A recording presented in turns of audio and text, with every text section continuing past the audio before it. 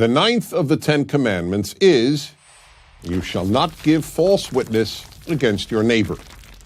This means two things. Do not lie when testifying in court, and do not lie, period.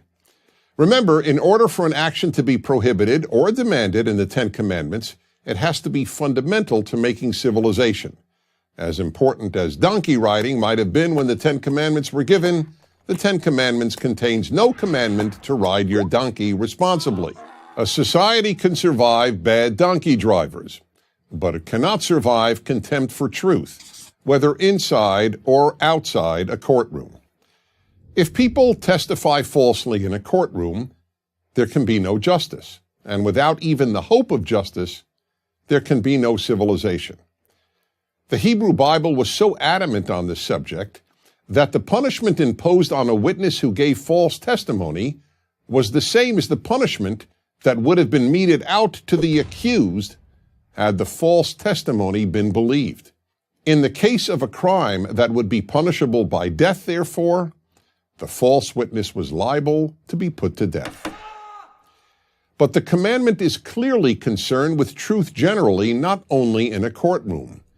Both the great 12th century Jewish commentator Ibn Ezra and one of the most influential biblical scholars of the 20th century, Brevard Childs of Yale University, agreed that the commandment was about truth-telling generally.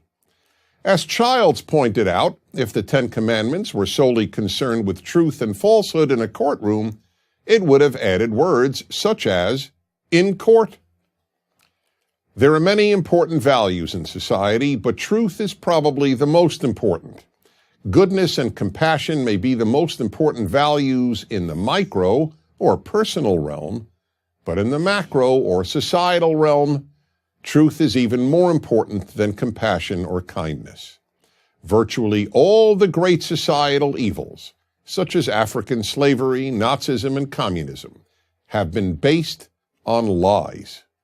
There were slave traders, Nazis, and communists who were compassionate in their personal lives. But all of them told, and most of them believed, some great lie that enabled them to participate in a great evil. Black slavery was made possible in large measure by the lie that blacks were innately inferior to whites. The Holocaust would have been impossible without tens of millions of people believing the lie that Jews were inherently inferior to so-called Aryans. And communist totalitarianism was entirely based on lies. That's why the Soviet Union's Communist Party newspaper was named Pravda, the Russian word for truth, because the party, not objective reality, was the source of truth. There's only so much evil that can be done by individual sadists and sociopaths.